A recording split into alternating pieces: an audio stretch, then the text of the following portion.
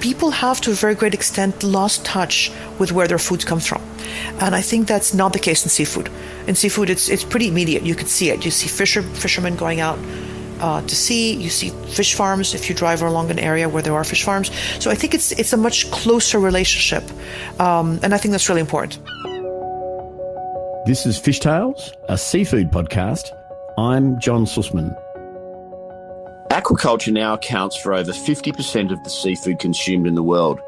And meanwhile, the population of our planet grows at a staggering 1.5% a year. The world will have double the current number of mouths to feed by 2060. Hence, there is a strategic and long-term need for the development of aquaculture, and it's more important now than ever. Lara Barazi Geroulana is the managing director of Kefalonia Fisheries, a 40-year-old aquaculture company based on an idyllic Greek island, which is part of the Ionian Islands group, located right opposite the Gulf of Corinth, only 30 kilometres from the coast of the Peloponnese. For her and her company, the journey of sustainability is one of tradition. They are dedicated to preserving the time-honoured way of life on a Greek island. Care, love and good food is their mandate. My name is Lara Barazi Geroulana. It's a long and complicated name. I'm from Greece, and I'm an aquaculture producer, a fish farmer. I've been doing this for a very long time, since 1998, and I run Kefalonia Fisheries, which is a family-owned business. It was so I'm the second generation of my family to run it. It was founded back in 1981, so we're actually celebrating 40 years of producing great fish this year. So our farm is it's based on an island called Kefalonia on the west coast of Greece in the Ionian Sea, and it was founded by my father-in-law, and it was really the first one of its kind in the Mediterranean and the first one for sea bass and sea bream. So these are Mediterranean species. Sometimes sea bass is known as branzino. I don't know if you have it in Australia as such. But it's different from, let's say, Asian sea bass. It's slightly different. So what else can I tell you? The business was started by my father-in-law as a sort of interesting, there's an story behind that. He was very active in preservation, ocean conservancy, Mediterranean preservation back then. He was Greece's first general secretary for the environment, let's say. It wasn't a ministry at the time. And one of the biggest problems that we had in the Mediterranean was basically dwindling wild fishing stocks and dynamite fishing, which would really wreak havoc on ecosystems. And a study from Norway on salmon farming came across his desk. And he thought that might be a really good alternative for fishermen, and especially for the new generations of young people on the islands who didn't really want to take up their father's businesses because it was really tough. It was tough to make a living of fishing back then, and still is, obviously.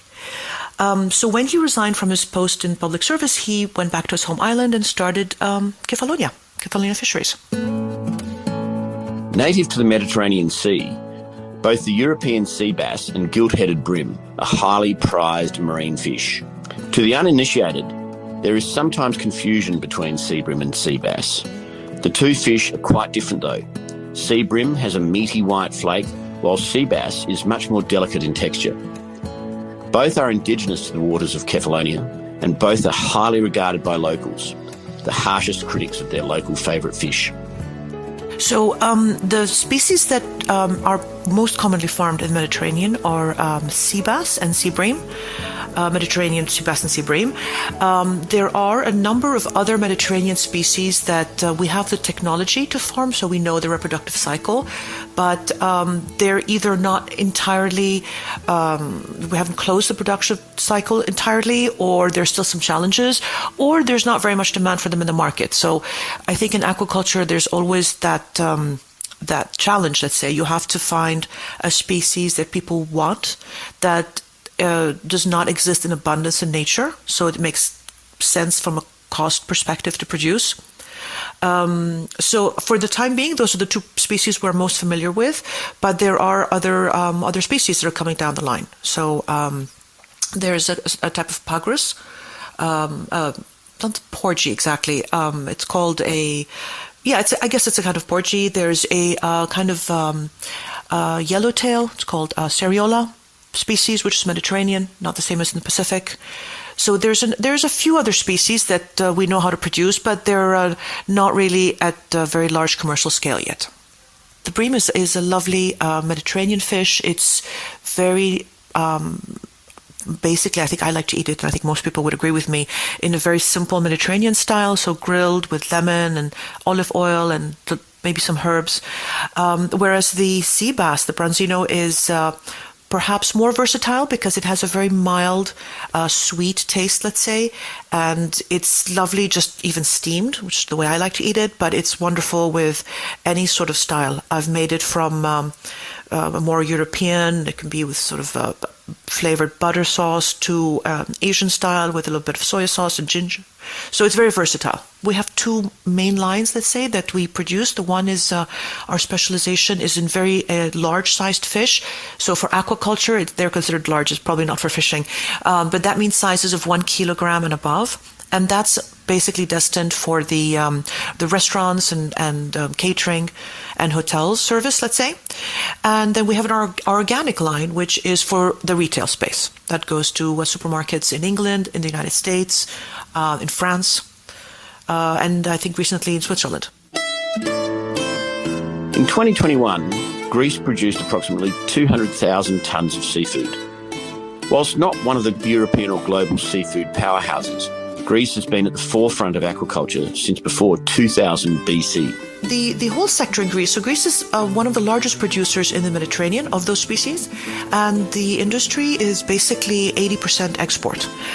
In our case, in Kefalonia, we export close to 95% of our fish, and a lot of it goes to Italy, Spain, France, and all over Europe, the United States, some even to Hong Kong. I think that's the farthest that we ship, and then from time to time we also have some. We send some frozen to Australia. We have organic brand, let's say, and that unfortunately doesn't go fresh to Australia because that's a long way, but it does go frozen. Organic aquaculture is a holistic method for farming fish and other marine species in line with organic principles, often with significant cost and operational demands for the farmer. A certified organic seal on an aquaculture product demands an accredited certifying body has verified that the production methods meet or exceed a country's standard for organic aquaculture production. Organic regulations designed around soil-based systems don't transfer well into aquaculture and tend to conflict with commercial fish farming practices. There are a number of problems facing organic aquaculture: difficulty of sourcing and certifying organic juveniles, a 30 to 40% higher feed cost. It's more labour intensive, time and cost of the certification process, a higher risk of disease and uncertain benefits. But for Kefalonia Fisheries, there is a definite consumer demand for organic seafood, and their lead in organic aquaculture is admired by many in the seafood industry. We were also the first to develop an organic standards for sea bass and sea bream in the Mediterranean. We didn't do it alone, obviously. We did it with an organic standards company called Naturland, which is German. And one of the prerequisites was that the environment be free of a lot of human activity, so no big cities, no industrial activity, obviously, and not even agriculture, because even the runoff from fertilizer from farms can affect the water and the ocean environment, let's say. So we were fortunate that where we already were farming was exactly that sort of environment. The waters in the Ionian are deep and rather cold, rather in comparison to other places in the Mediterranean. Very clear waters. It looks a little bit like the Caribbean where we are, except a little bit colder. And very, very clean, very beautiful waters. And maybe our biggest challenge was sourcing organically certified feed, because that's very important in the process. It's that every stage and every input, let's say, is you can control it, you can certify that it is really what it's supposed to be.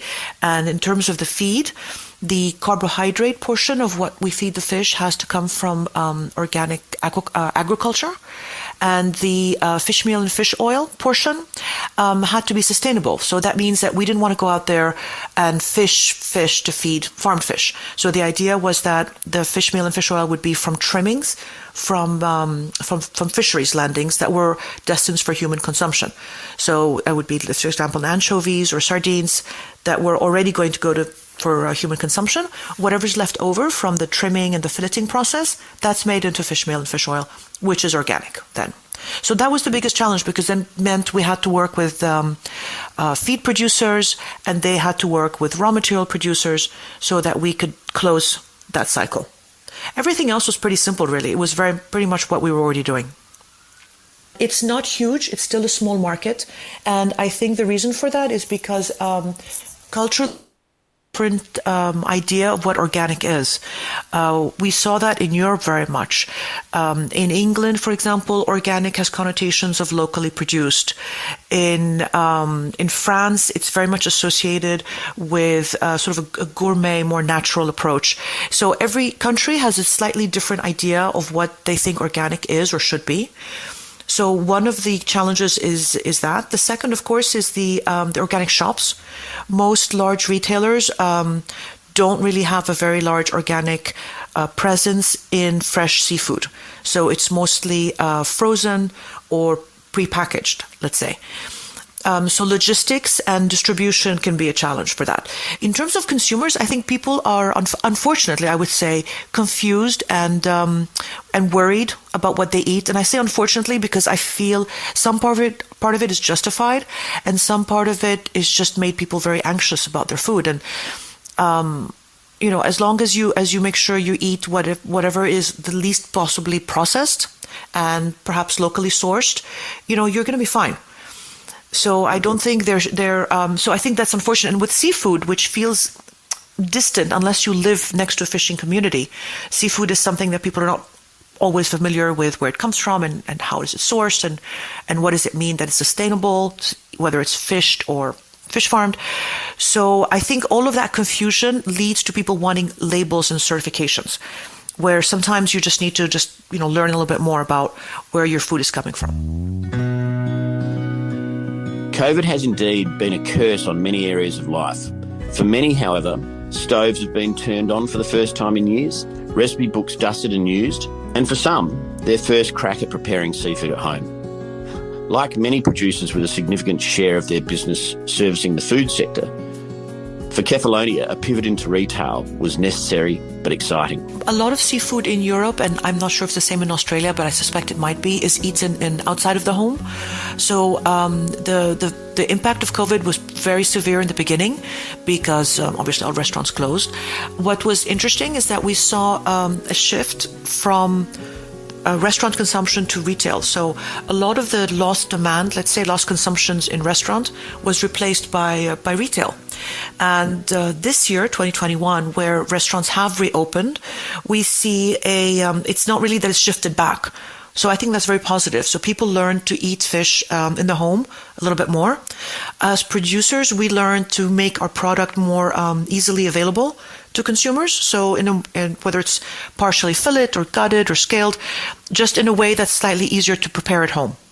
So I hesitantly want to say that perhaps it was a good thing finally, because it taught people that you could eat seafood also at home, and it can be cooked rather easily and not make such a mess. People sometimes think it's messy, it's complicated, it's difficult, and COVID, I think, taught a lot of people that that's not the case. I think that's very positive for seafood in general, and for the cause of nutritious eating, let's say, because it is important that people learn to love to eat seafood more for obvious reasons, for all the vitamins and nutrients.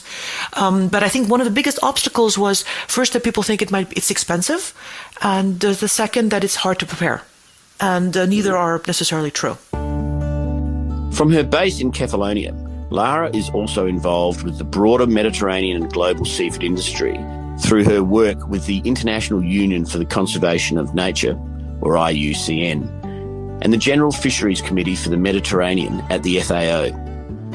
It is with a clear focus on ensuring the future of both the environment and a healthy food source that Lara can help forge a roadmap for the sustainable production of quality seafood into the future. in general, I think it starts from consumption, in my opinion. We all want to consume what we want to consume, and people and countries that are fortunate enough to have that ability, nobody really wants to forfeit that. So what that means is that we put a lot of pressure on our natural environment, whether it's fishing or fish farming. And I'm going to, comment only on the ocean resources, although obviously we have exactly the same problem on land. So I think that aquaculture has a very important role to play in mitigating some of that pressure, not replacing it. It can never do that. And it still is using the same resource as fishing does. So it has to work hand in hand, I think, in making sure that we can provide nutritious food for this growing demand, this growing population, but in a way that is sustainable. So yes, I do think aquaculture is very important, but I think it's one of the tools in this, let's say, conservation toolbox that we have. Yes, so this was we in various, let's say, public fora, whether it's the FAO or the IUCN. There's a lot of work being done in setting standards or best practices, let's say, which have to do, in my case, my expertise is aquaculture. So the idea is to say, what is the best way to site a farm? What parameters should we take in account? What is the best way to produce the species, whatever that might be? The best way to source the feed. So we work hand in hand with the IUCN, which is an NGO. It's actually the largest NGO globally, and it's sort of an umbrella organization for many others. And the idea there is to work together with scientists, with consumer organizations, with fish farmers, and policymakers, obviously, to come up with best practices. The Mediterranean Sea region, the largest of the semi-enclosed European seas, is surrounded by 22 countries, which together share a coastline of over 46,000 kilometres. It's also home to around 480 million people living across 3 continents, Africa, Asia and Europe. It's claimed that almost 33% of fish around the world are overfished, whereas this percentage rises up to 60% in the Mediterranean Sea, according to Food and Agriculture Organisation's report, The State of World Fisheries and Aquaculture. But with so many varied populations, cultures and economies, the task of managing and stewarding aquaculture in this region is a daunting task. Well, I mean, my role is limited to the Mediterranean, which has particular challenges because the Mediterranean is one ocean, obviously, but you have the European Union countries, you have the Middle Eastern countries, the Eastern Mediterranean, and you have the North African countries. And each region has its own challenges in terms of what they produce and for what purpose. So, for example, in Egypt, a lot of the challenge is producing adequate protein for internal consumption. It's a different challenge than it might be in Italy or Spain, which is producing a more of a premium luxury product, let's say, which would be sea bass and sea bream. All of it, though, needs to be done sustainably. And that's where organizations like IUCN and the FAO are invaluable, because they put together all these different let's say, pressures and requirements and demands to come up with something that works for the ecosystem as a whole. So the aquaculture industry has grown tremendously the last 30 years. It is mostly sea bass and sea bream. There is also a fairly large production of a species called meager. It's a wonderful fish, very large, sometimes called corvina. I don't know if you're familiar with it. It's also present in in South America. That's produced a lot in Egypt, but also in Turkey and Greece. So there's a pretty dynamic aquaculture industry, basically offsetting the fact that our wild fish stocks have dwindled substantially. There's a lot of pressure on the Mediterranean because there is tourism, there's shipping, there's fishing. So it's the management of it, if you will, is pretty complex.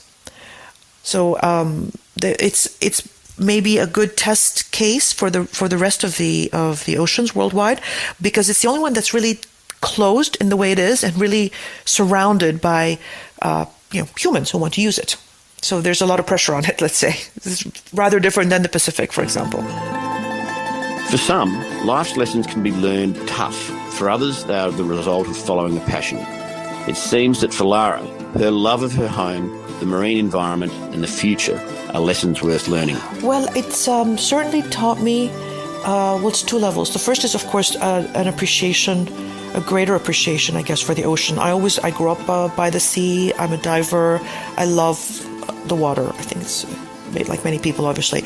But working in the ocean has taught me a different side of it. So on the one side, the enormous complexity of that environment, because it really is very, very complex and rich, as well as its beauty.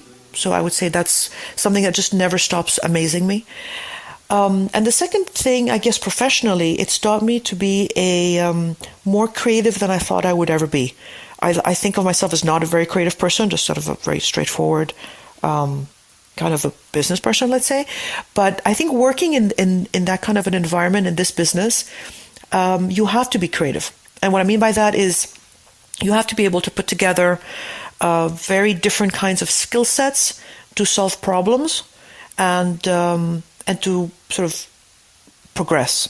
Because you have nature, you have a living organism, you have food production and all of that complexity. You have a commodity product, because fishing it's a commodity product, seafood. So making all of that work together well requires a lot of creative thinking, I think. Optimistic people have a positive outlook on life. They're able to take the best possible outcome of any situation because they always see the glass as half full and never give up when things get tough. Optimistic people believe that everything happens for a reason and they're there to assist in driving a positive outcome. Currently, the world of aquaculture needs optimists.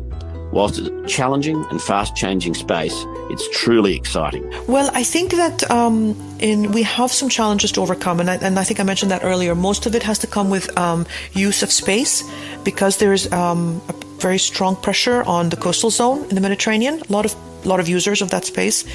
So I think that aquaculture is, to a certain extent, going to have to move offshore. I think the challenges really reside around how are we going to best use this space in the most sustainable manner. So I think that's really the greatest challenge going forward. I think the technology is there, whether it's moving, let's say, open ocean farming, so a little bit farther away from the coastline, land-based farming. I think there are many alternatives, but that's the greatest challenge, I think. In terms of what we do, we continue to be a niche company, even though we've grown substantially since our early days. As the industry has consolidated, then the definition of, let's say, niche grows as well. I think there is a very strong demand for a very natural, let's say, healthy, premium product in that sense. I don't mean premium necessarily price-wise. I mean in terms of quality. So we will continue to do that. That's my goal, to grow sort of slowly in the sense that along with what I think the demand is, and just keep doing what we've been doing for the last 40 years, hopefully. Seafood plays an essential role in feeding the world's growing population. Healthy fish populations lead to healthy oceans, and it's our responsibility to be part of the solution. The resilience of our marine ecosystems and coastal communities depend on sustainable aquaculture. Oh, and let's not forget that seafood is also incredibly delicious and nutritious. I think it's very important because of its nutritional aspects, apart from, because you may, I think that it's also delicious and versatile but it's very good for us, essentially. So I think that our job as seafood producers, let's say, as people who work in this industry, our job is to try to convey the message that this is among the best things that you could do for yourself is eat seafood and cook it and enjoy it. Our job is to also make sure that it's easy for people to do that.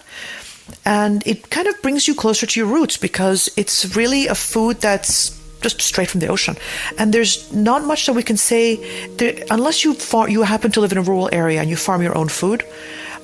People have, to a very great extent, lost touch with where their food comes from.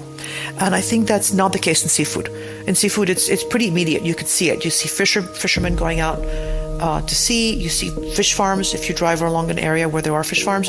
So I think it's a much closer relationship, and I think that's really important. Aquaculture makes a substantial contribution to our food supplies, so it must be done in a way that is sustainable.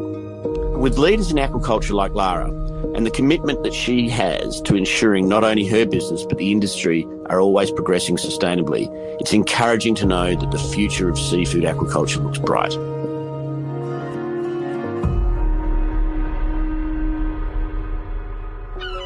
This is Fish Tales, a seafood podcast. A Deep in the Weeds production. I'm John Susman. Follow us on Instagram at Fishtails Seafood Podcast, or email us at fishtalespodcast@deepintheweeds.com.au. Stay tuned for more tales from beneath the surface of the seafood world every Friday on your podcast app.